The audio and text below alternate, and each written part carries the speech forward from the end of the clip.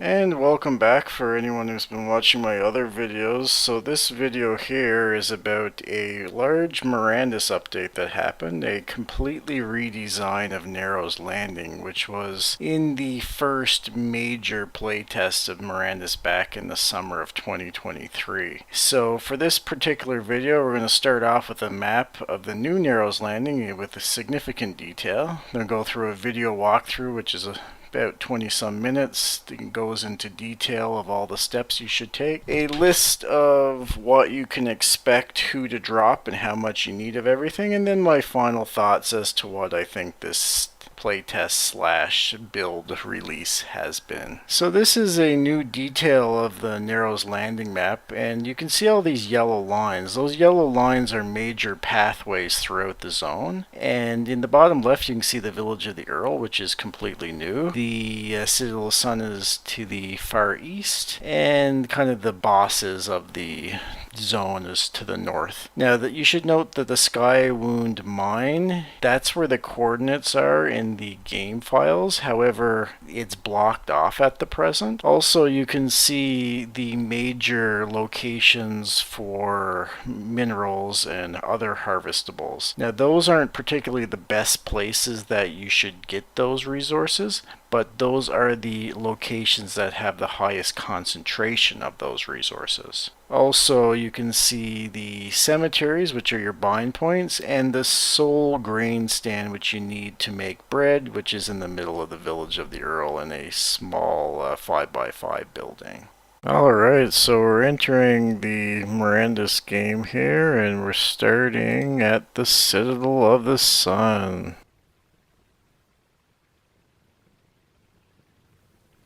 First thing we need to do is to try to find some pine, because without pine we can't make a weapon, because there's only wooden weapons in the game at the start here.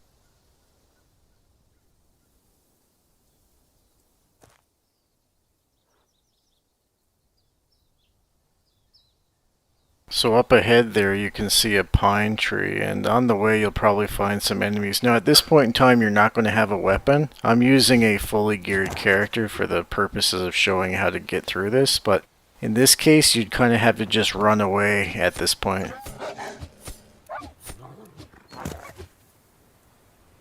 Once you get up to the pine tree, you can just use your interact button to chop it down, and that'll put some pine into your inventory, which we'll see here. There's the pine tree. Okay, and then you need to head back to the first outpost, which is on the right when you leave the Citadel of the Sun. The Citadel of the Sun's that big castle structure in front of us here.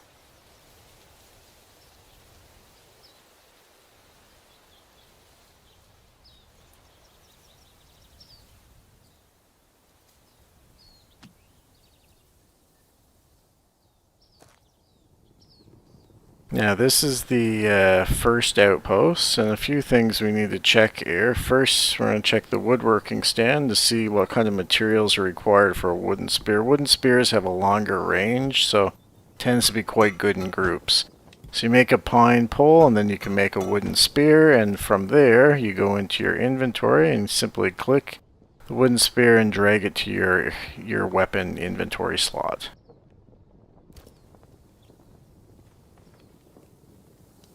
Now while I'm here, I also checked the archery stand to see what's required to make a bow, and it looks like we need to make some pine strips and we need to get some sinew.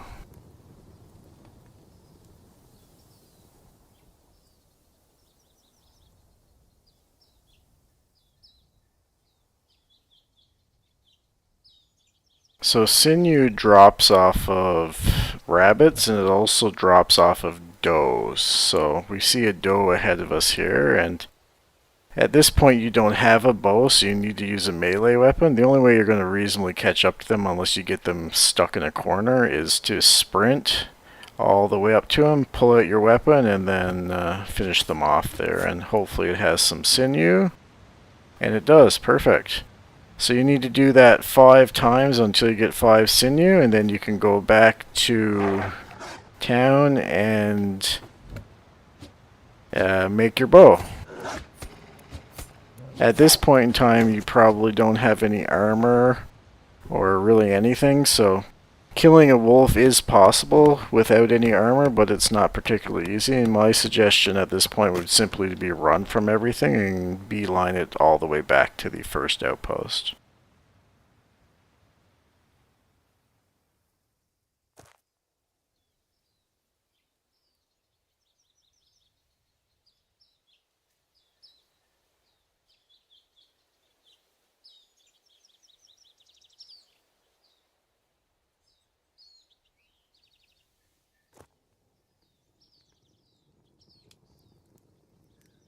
Now that we're at the archery stand here, we can first we of course make our one pine strip here, and then we go to the archery stand and we can make our bow.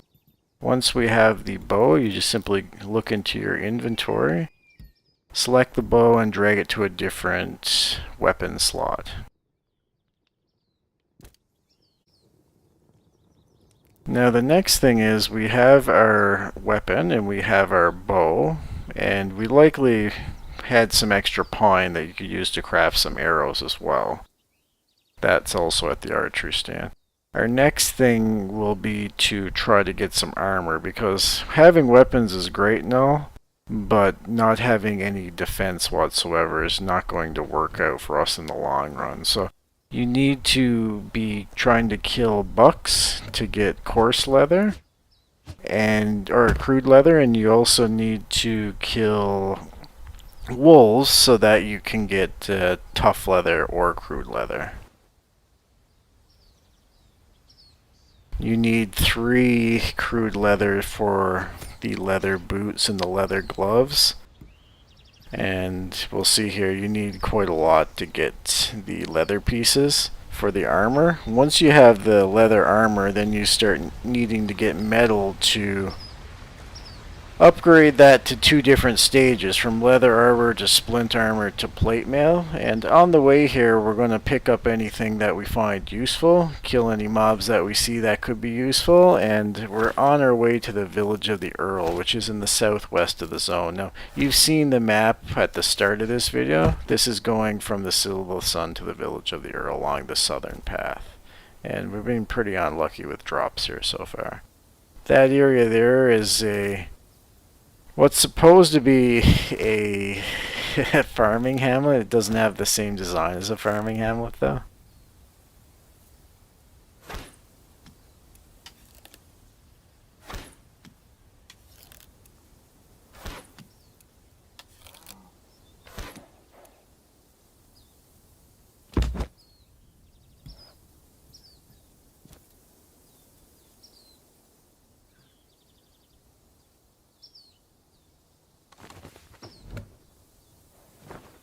So here is a field of barley, which you can get here, or you can wait till you get to the village of the Earl. You need literally hundreds of this, and what you do is you take the barley, you bring it to the grain stand, which is only found in the village of the Earl, and then you grind it into low gluten flour that you can then take to a bakery or bread stand to finally make flatbread, which is a consumable. And on the bottom right of my screen there, you can see I have a couple stacks of flatbread, which you'll be using constantly because it restores your energy. And I just used one there. See, it says you recovered 20% energy, and you have to spam these constantly.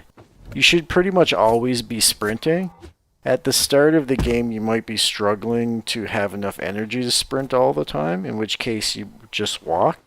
If you do run out of stamina, you start taking damage to your health and you can die. So early on, you want to be careful. If you play it really well, you can get away for everywhere without having any issues, but it's important to pay attention. And we got a crude hide there, which is excellent, which is the main ingredient, of course, for our leather armor, which is priority number 1 at this point.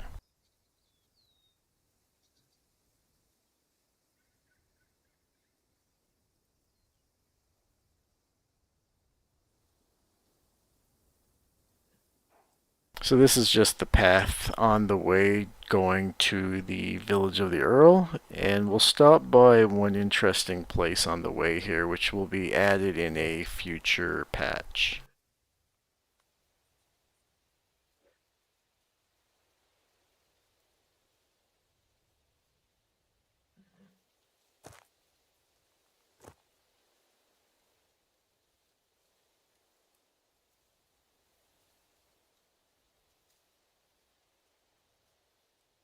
So we're coming up on here. This is supposed to be some kind of like teleporter or something. You see there was a huge door in that tree, and if we look up top here, we can see there's a platform as well. So I'm not sure if it's a direct teleporter or maybe some kind of like flying fast travel or really what exactly it's going to be, but it's supposed to be something that they're going to add in a future patch, and there's multiple of these really large door trees.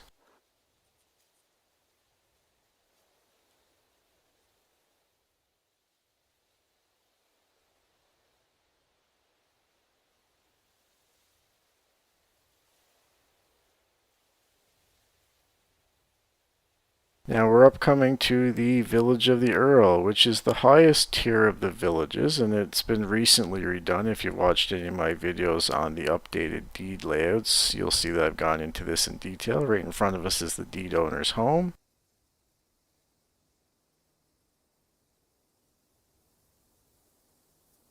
And the first thing we want to do is we want to go to the grain stand because we got all that good barley. We need some flatbread, otherwise you're going to be suffering all the time.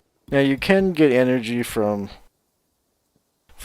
jerky, which you get from meat from the animals, but barley is just so much easier, and there's really no reason to use the meat, not this early on at least. And then you can go to the bakery, which is directly across from the cemetery and the temple. Then you drag the flatbread onto your bar, your hotkey bar, and you can bind that to whatever hotkeys you want. Also, you can come here and you can bind, if you want, to the large cemetery.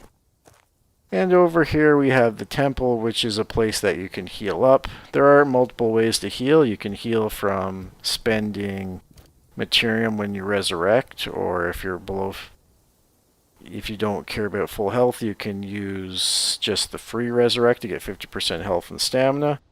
The other thing is you can use bandages, and cotton in this game is incredibly important. Early on, at least, anytime you see cotton, you want to stop and pick it up because every bandage heals about 40 health, and even with a Vox you only have 130 health total, so the heal over time effect is enough to keep you alive in most cases. And you'll be spamming these, especially in the areas with higher tier goblin mobs that come at you like 30 at a time. Even in a group you'll be spamming bandages. So as you can see here, I stopped by a tannery to make a bunch of crude leather and tough leather. I had tough leather from wolves from earlier. Now I'm not going to actually spend it on this, but you would use it to make the boots and to make the gloves, as you can see that I scroll over there. Once you have those out of the way, you can focus on getting the chest piece. Now the chest piece requires lesser essence of slash, which is a little bit of a rare drop. In some cases, however, you could become really lucky and get, see, lesser essence of slash there. You could be lucky and get multiple of those before you get your boots and your enough leather for your boots and your gloves. In which case, it's probably better to simply hold on to the leather and go straight for the leather armor because it's such a big defense upgrade.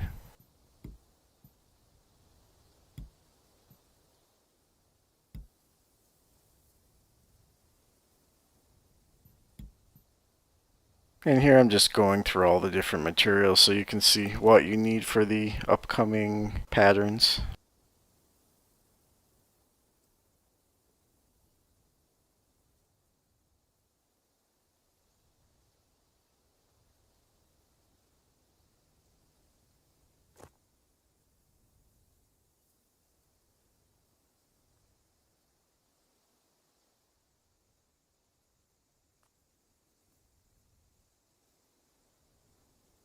Now look at all that good cotton I just ran past.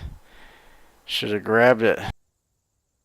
Want to make a nice little instructional video for everyone to see, so the cotton will live to survive another day, or at least until the next adventure stumbles across it.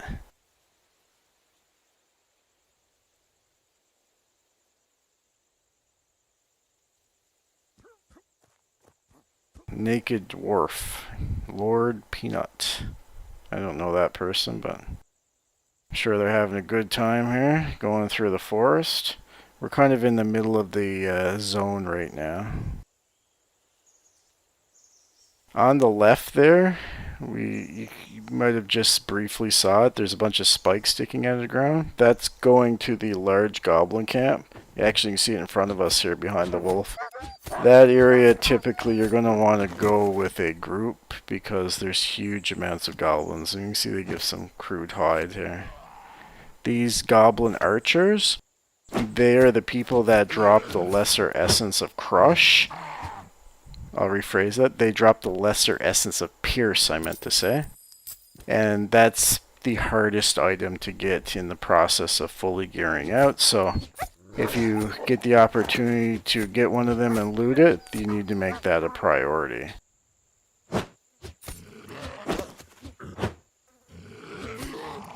Now we have a goblin hunter here, and these guys have a semi-rare drop that includes lesser essence of crush, and that can be used to upgrade your leather armor to splint armor. So also you want to make sure you're looting them whenever you can. You need 3 lesser essence of slash for the leather armor, you need 3 lesser essence of crush for the splint armor, and 3 lesser essence of pierce for the plate armor. And that guy just died, but with full plate armor and such, the wolves only hit you 1 damage even if they crit, so they're no threat to me. Now you see it's dark now.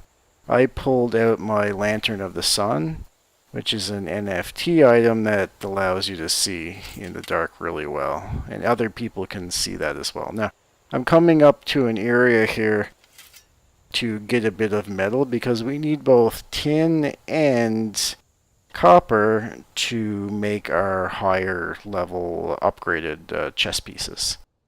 So this area has a few little wolves, and there's multiple places that you could come to. Kind of any cave-ish area or mines have metal for tin, and even some external areas that have goblins have copper. So we loot these guys just to see if there's anything on them. Haven't been particularly lucky here, and at this point I don't really need anything. But yeah, some tough hide. I grabbed that because that's one of the key items to get our chest pieces. So you see here I mined a bit of tin just to show you tough hide and tin, and we got the crude hide earlier as well.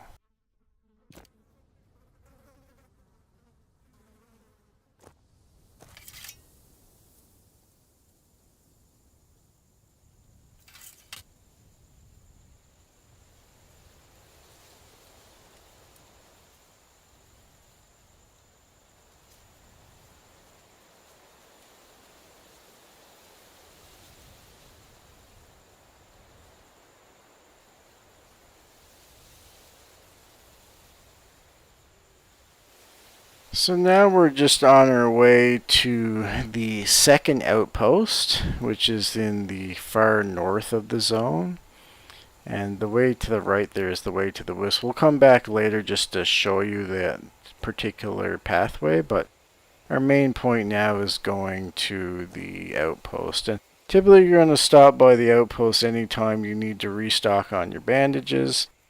And during this, I'm kind of doing a fast run through, but you're going to want to restock your bandages, farm cotton, farm barley, make bread, constantly get leather until you have enough to make everything. You're going to want to do that on a regular basis.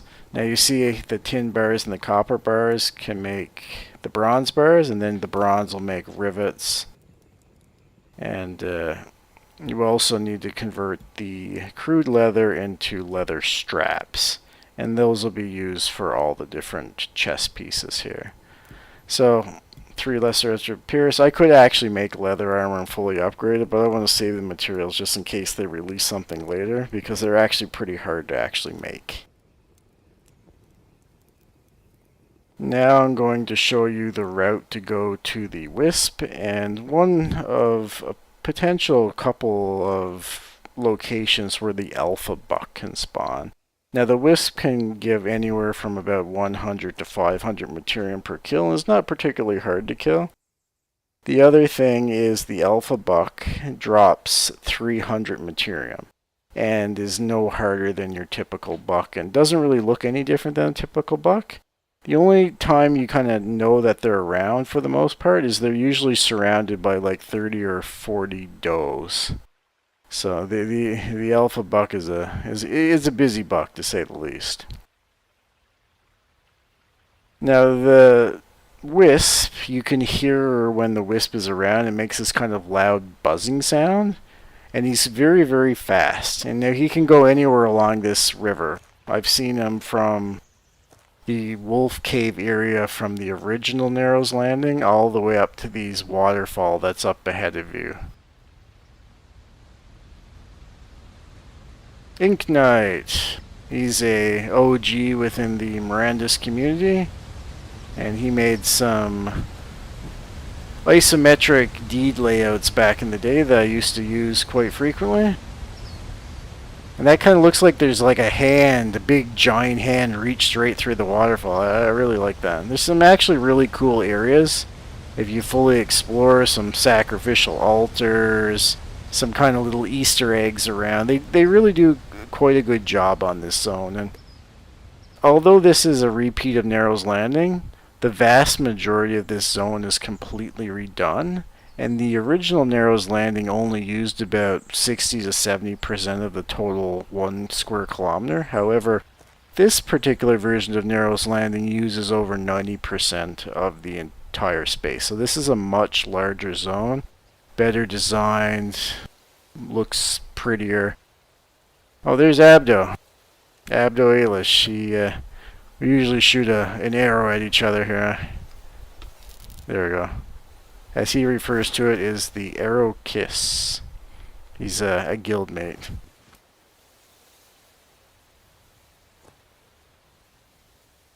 Now that we already have our tin and we have a good supply of leather, the next thing is we need to get some copper. Now there's a few different places you can get copper. There's one group area with tons of copper, but it's really hard to survive in there.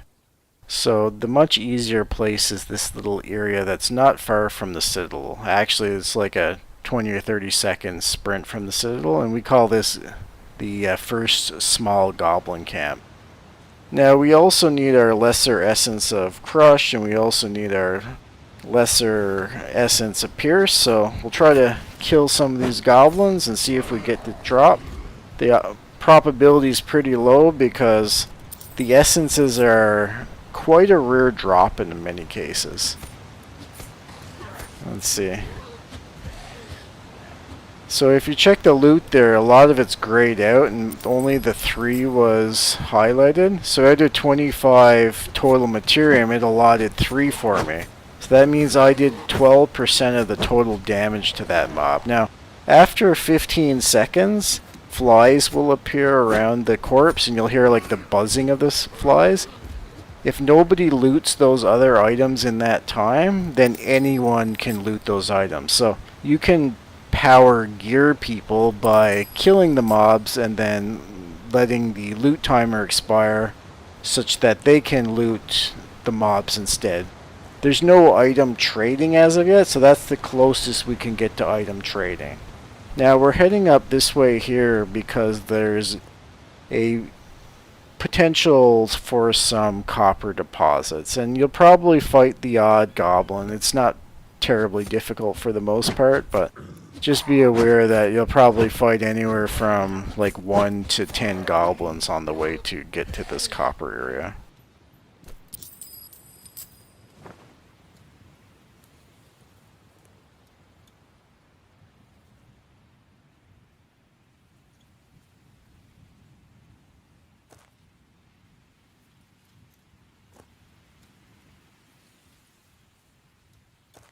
So this area right at the top here, this is where there's some copper spawns. Now I'm looking around here, I'm not seeing any copper spawns right now, so that means someone's at least semi-recently has mined them. However, this is probably your best place to get copper if you're playing solo at least.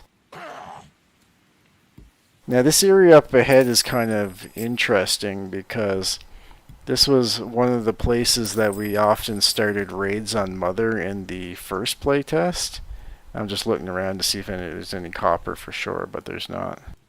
That area up to the right there's a huge ledge there, and that particular ledge, at least in the first playtest, was a safe area. The mobs couldn't climb up onto that ledge for some reason. I don't know, there's like a visible wall or something. So you could safely stand here and then start the raid on Mother by taking the big leap down and running off to your right there, up that direction that I just saw. Now Mother's no longer in this particular playtest.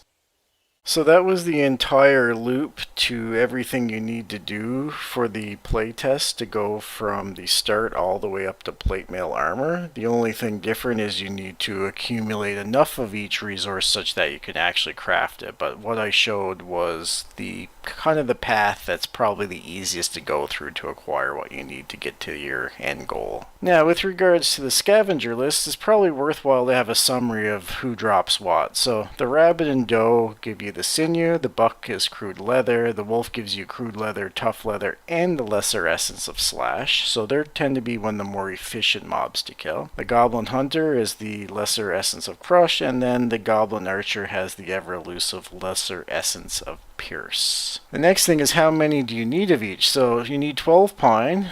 That's 1 pine for the bow, 1 for the weapon, and that gives 10 for the arrows, which is 100 arrows, which is also a stack of arrows. Now you can probably get by with less than that, but eventually you should have a stack of arrows on you. 5 sinew for the bow is needed. 100 barley is 1 stack of flatbread. Cotton, literally get as much of this stuff as you can. I grab almost every cotton that I find. 16 crude leather, and that's for the boots, gloves, and armors. So the boots is 5, the gloves is 5. The first armor, the leather armor is 5, and the upgraded splint armor is 1 for crude leather. For tough leather, the first leather armor, the chest piece, is 10 tough leather, and the upgraded splint armor is 1, and 10 copper, and you combine those into 5 bronze bars. And with those 5 bronze bars, you can make rivets, buckles, and or bars to make the upgraded chest pieces. Now, the first tier of chest piece uses 3 essence of slash, the second tier is 3 essence of crush, and the third is 3 essence of pierce. And once you've collected all that, you've essentially have the best gear that's currently available in the game. My final thoughts for this playtest, I went in not expecting very much, and I was very surprised that it wasn't just some cosmetic changes to the zone. They essentially made a completely new zone. The vast majority of this zone is completely new, and the stuff that isn't new has been significantly redesigned. The layout is better, there's more to do, it's a significant improvement both visually and for a gameplay perspective. I'm quite surprised, actually. Pleasantly surprised at that. I wasn't expecting very much given the